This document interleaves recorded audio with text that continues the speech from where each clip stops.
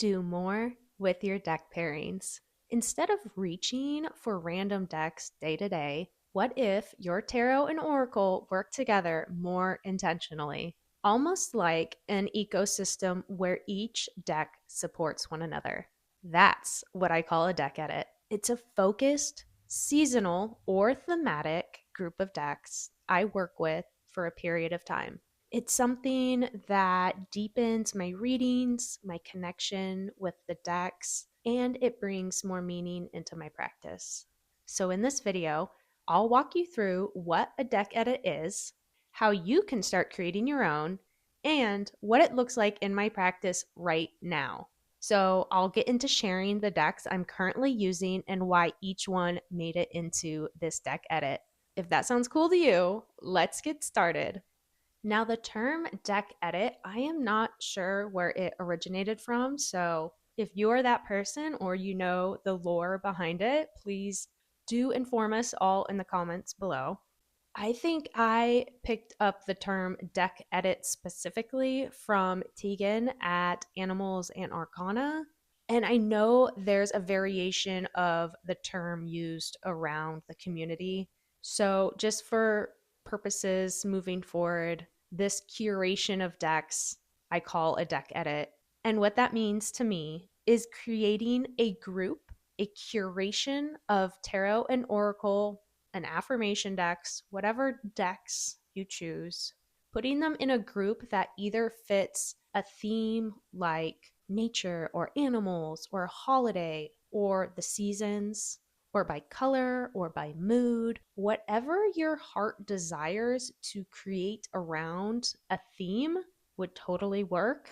Sometimes, like this deck edit I'm going to walk through with you today, was based around one deck in particular that I then built out into a deck edit. And you can think of these deck edits as mini pairings, but that also fit together in the bigger family visual thematic energy story here. It could be as few as 3 decks, 5 decks. It could be as many as 10, 15, 20 decks. It really depends on what your practice is and what your goal and purpose is of curating this group of decks together. For me, it really brings in whatever concept or idea or feeling that I really want to explore. It also can be as simple as I'm feeling extremely inspired by a deck and I want to pair other decks with it. Now, these deck edits could last you as long as a week, a month, 3 months, half a year, whatever you see fits best for you. This is really a choose your own adventure, play at your own pace sort of thing. So if it feels right to you, then it's right. And just move forward and try it out because at the end of the day, this is about experimenting. It's about using our creativity. It's about exploring different energies, different decks, forming relationships with those decks, and just learning. How I create my deck edit starts the same no matter what the reason, the theming, the topic, anything like that. I always start with something in mind, and that's usually one deck or a pairing or a few decks that inspire the start of this group. So for me, this set of decks here is what really sparked this whole vibe of my current deck edit. And it started with the Drowning World Tarot here. It was a deck I got in December. And this month, I am currently using it in a deck study group. So I knew it was already going to be a focal point for me this month. I was also really drawn to the Rain Shadow Tarot, and I thought that between the colors and the theme with the heavy nature elements that they would go really well together in a group, not only paired together, but have the possibilities to pair with other decks as well. So we started here, and then I kind of grew to here, and because I always include oracle decks, I had then really wanted to try the faceted garden with the Unasa Yaus. Probably pronouncing that wrong. Apologies. JJ7, can we call it? I saw this pairing on someone's Instagram. So if you are watching and that was you and I commented how much I love the two, please take credit. And then the Oracle of Oddities recently came in, and when I was looking for pairings for this sort of group, but specifically Drowning World, they worked perfectly with both having the aged paper, but also with the Oracle of Oddities featuring all the florals, pulling a lot of color from the Drowning World as well, but also that the imagery is simplified compared to the Drowning World. This is also very photographic, and this is very digital collage illustration. So we have the juxtaposition of two styles that speak to each other really well. So you can see here, there's a through thread of nature, of sort of vintage or antique imagery, of an etching sort of style, very rich luxe colors with these pops of brights amongst these darks. So from here and these 5 decks, I will continue to build the deck edit. Sometimes every single deck fits perfectly to pair together, but also looks really good as a whole. And sometimes there's some outliers. So it's about which direction you want to take this deck edit as well. Do you want to have very specific pairs that you only use together? Or do you want to have a group of decks that you can sort of mix and match what decks you will pull to read together or on their own? The choice is yours. And I change it every deck edit. Recently, I'm on the kick of the mix and match style, but I've certainly tried the Tarot Oracle pairing sets within a group.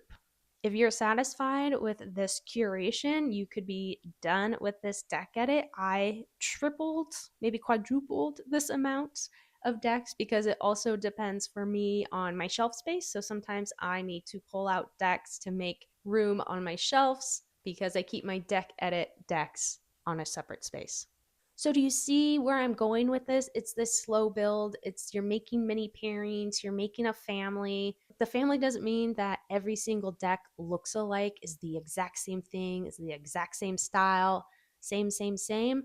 No, it has that push and pull of styles, of theme, of energy, and that really boils down to the way that you like to pair decks as well, because that's the beauty of this. That's the beauty of creativity and imagination.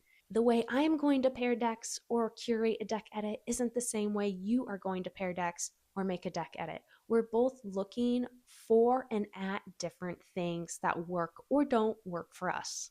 So now that we've kind of broke down the how to, let's look at my pairings and the rest of my decks in this theme.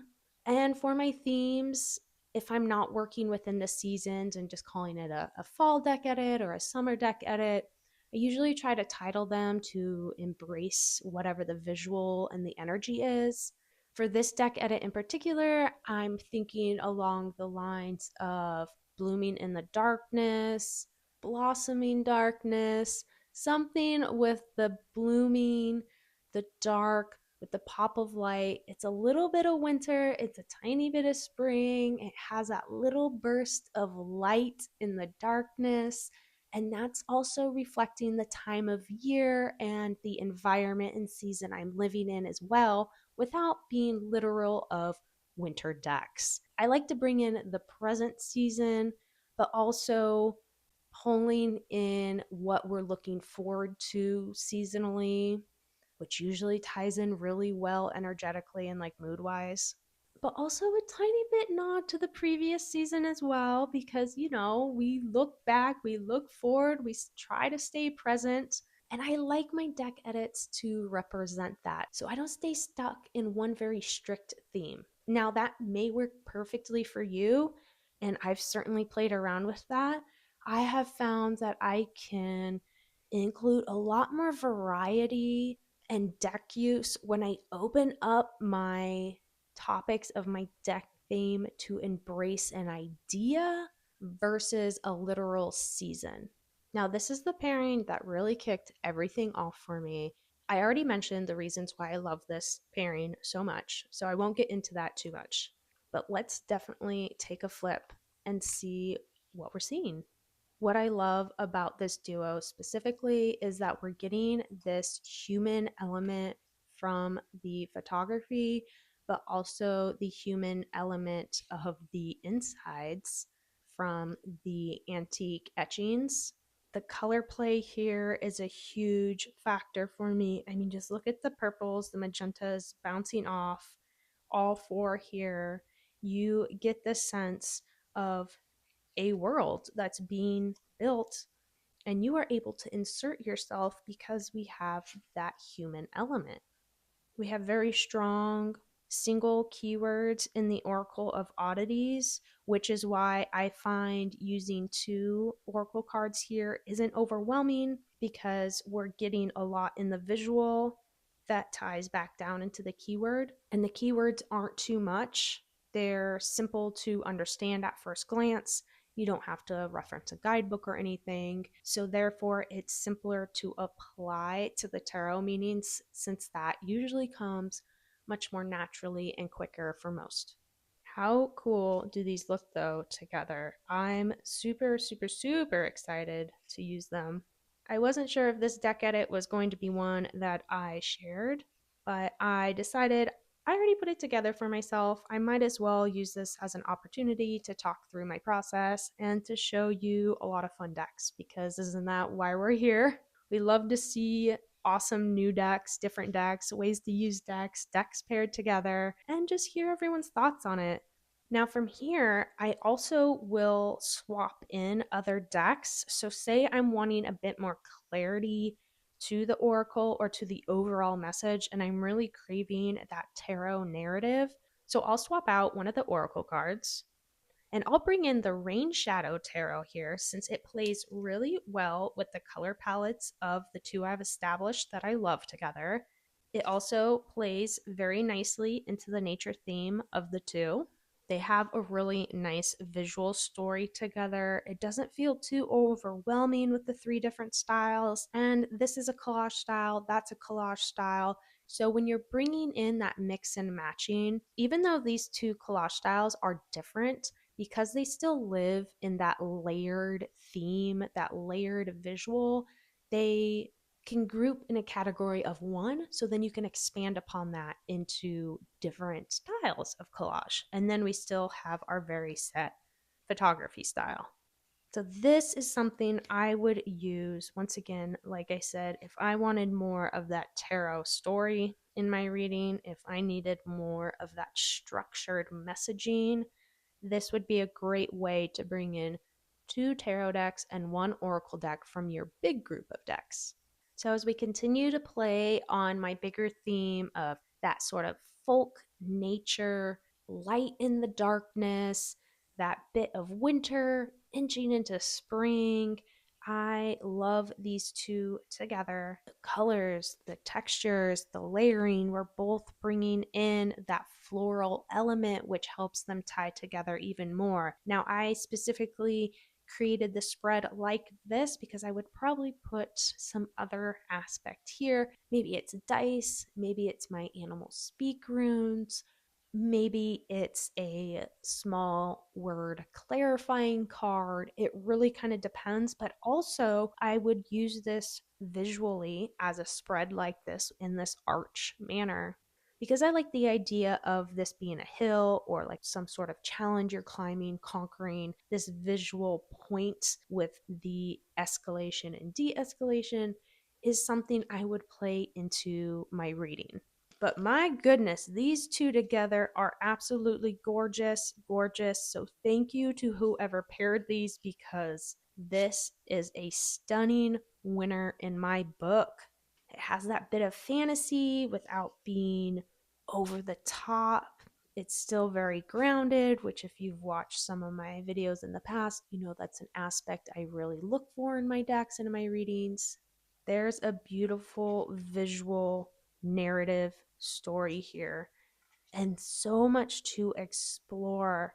The limited color palette of the JJ7 sits so well with the mixed media of the faceted garden, and they just live in that same tonal range. I don't think you could make them work any better. You can still see the texture of whether that's ink or pencil, pen, the paper that plays really well with the drawn illustration style and that bit of that sketchiness of the tarot.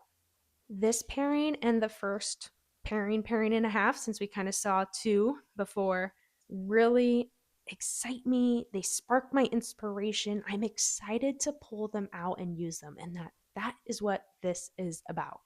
So, as we expand our deck world that we are creating, we need to bring in those highs and lows, that mix and match of styles. And I think these two work so perfectly together because the Kantiki Oracle here in the center has, once again, a very heavy nature theme visually. And the John Bauer also has that Swedish storytelling storybook illustrations, which naturally have a lot of nature theme to them.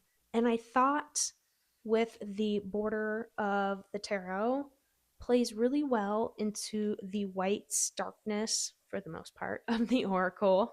But also, the tarot brings in and pulls out this fantasy layer of the oracle. While this oracle is still very new to me, I got it only a month ago and I haven't played around with it. But just based on the visuals and reading the phrases, I felt like it lives in this really cool in between world of like grounded nature and fantasy nature, which this tarot does as well. So, seeing how the themes of both decks can pull out from one another, they are doing something similar but different. And when combined, they're really speaking that energy very clearly. And once again, these decks could be flip flopped in and out with previous decks that I've shown. But I think these two have an awesome opportunity if you are someone who has more of a narrative storytelling reading style like I do.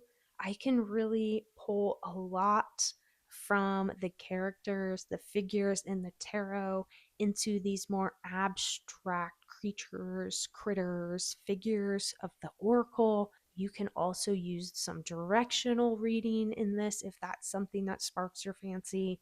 It really just depends on how much time you want to sit and explore.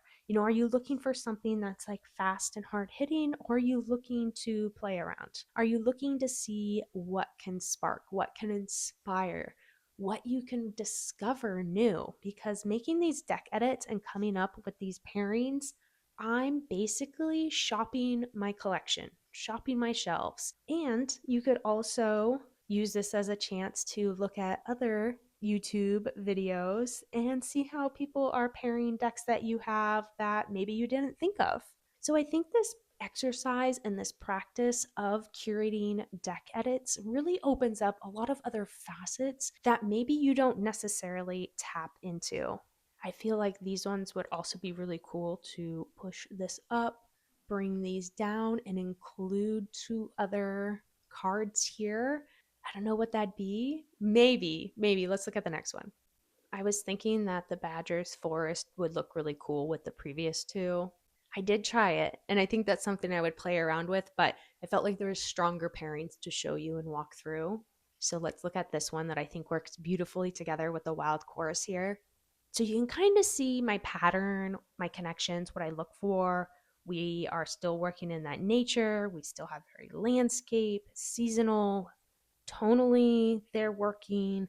They feel like that muted color palette. And then we have those pops of those stronger contrasting colors in other deck pairings that you can mix and match. What I love about these two is the unique phrases in the Wild Chorus and then the very heavy visual storytelling of the Badgers. This would be my heavy animal deck pair, but because of the phrases in this one, it doesn't keep it in a extremely heavy animal energy deck pairing because the phrases are very conceptual. They're more prodding. It's not a single title or keyword.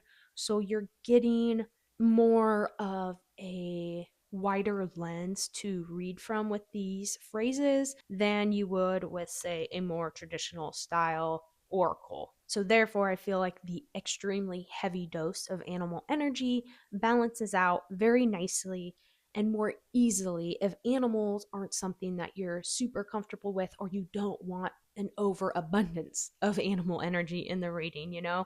This one almost just works as a neutral at some point.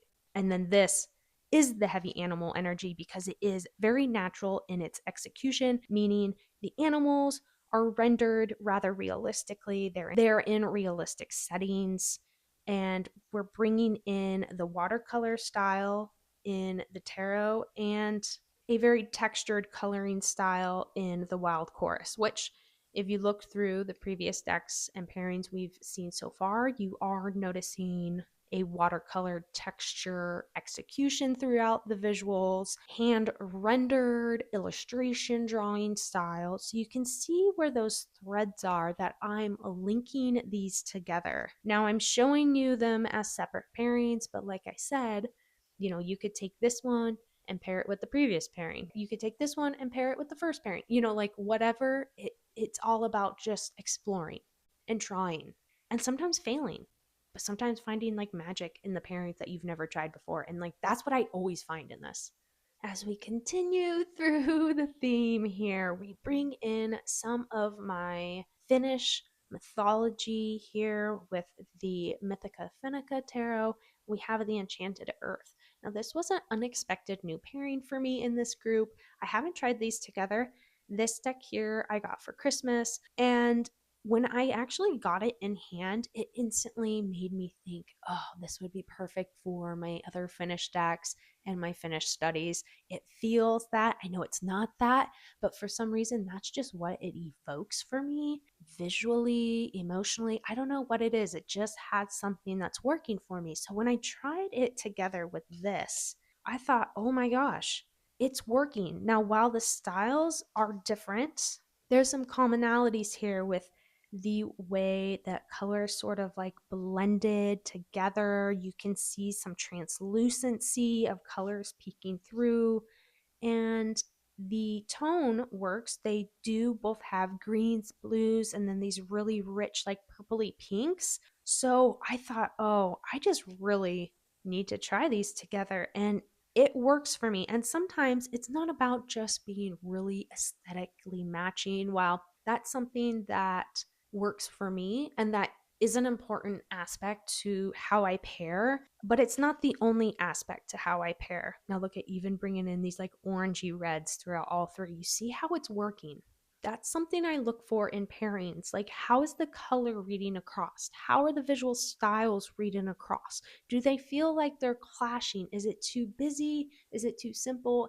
Is it giving me something to go off of? You know, like, are they speaking to each other? And I think if the answer is yes to most of that, then it can be a super solid pairing for you, especially at the end of the day. It just needs to work for you. Once again, we're bringing in some directionality into the visuals. It can be as much or as little as you are looking to get out of it. And I just think these two are working for me. I wouldn't even have necessarily put them in this larger deck edit, but because I needed the space on my shelf, they kind of found their way into it. And it was one of those things where I felt like, dang it, I don't get to keep it this perfect curated deck edit that I wanted. And I have to expand into a bit more visual styles that I wasn't planning on to bring in.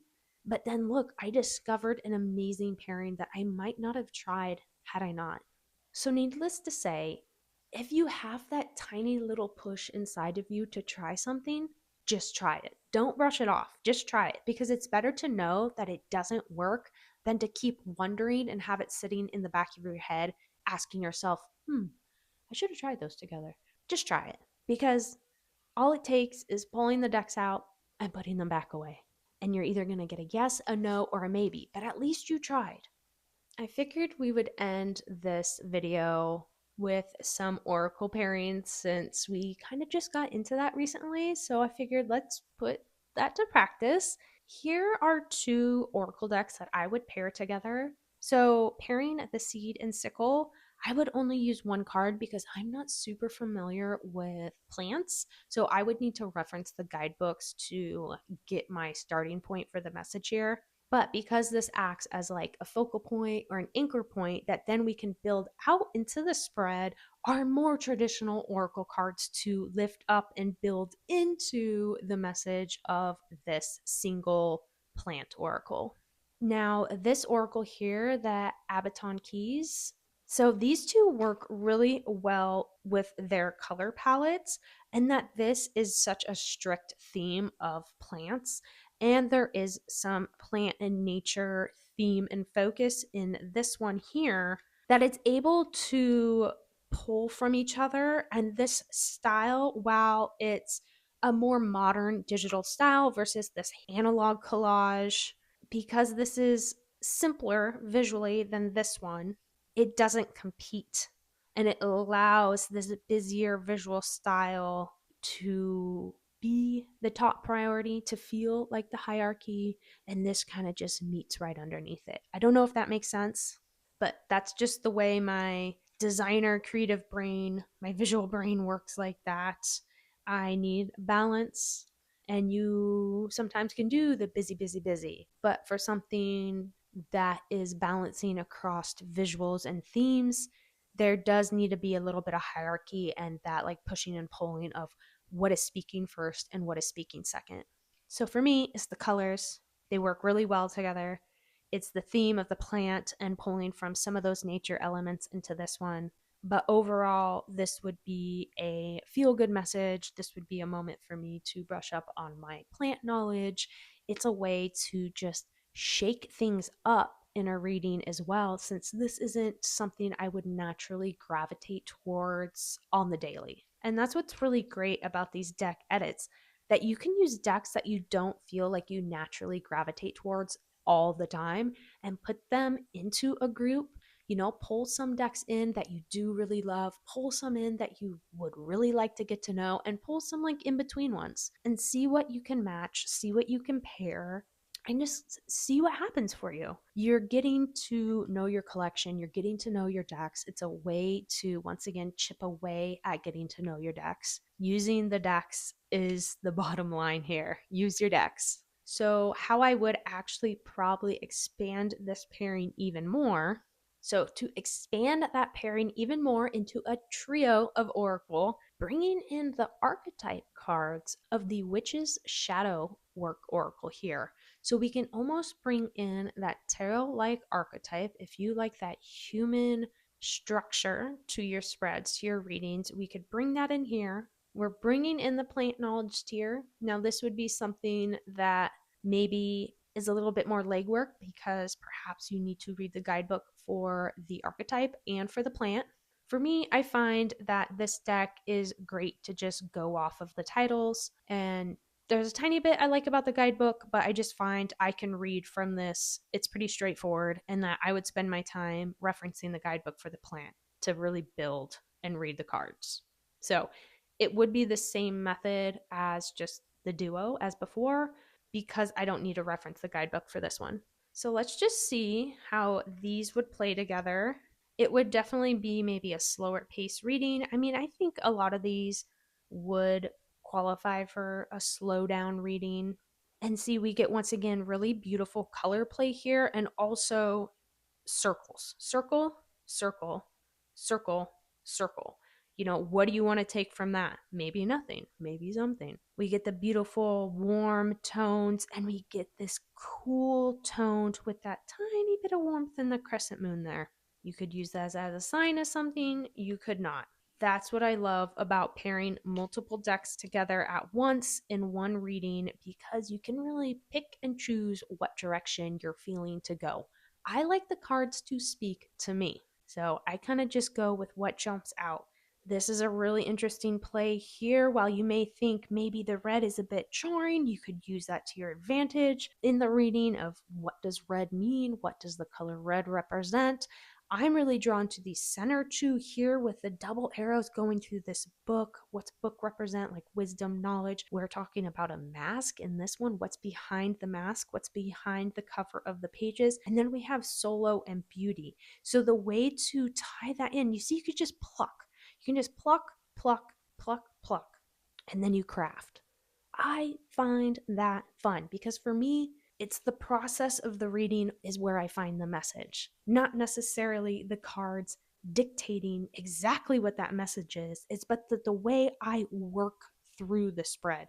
is how I build the message, is how I receive the message. The process is the inspiration to me. The process, the journey is to get the insight. The pilgrim, okay, this one we probably should just leave it on because it's like, yes, we agree with what you're saying. That is how you operate. So that might not be how you operate, but I find that just the most enjoyable way to work with my cards.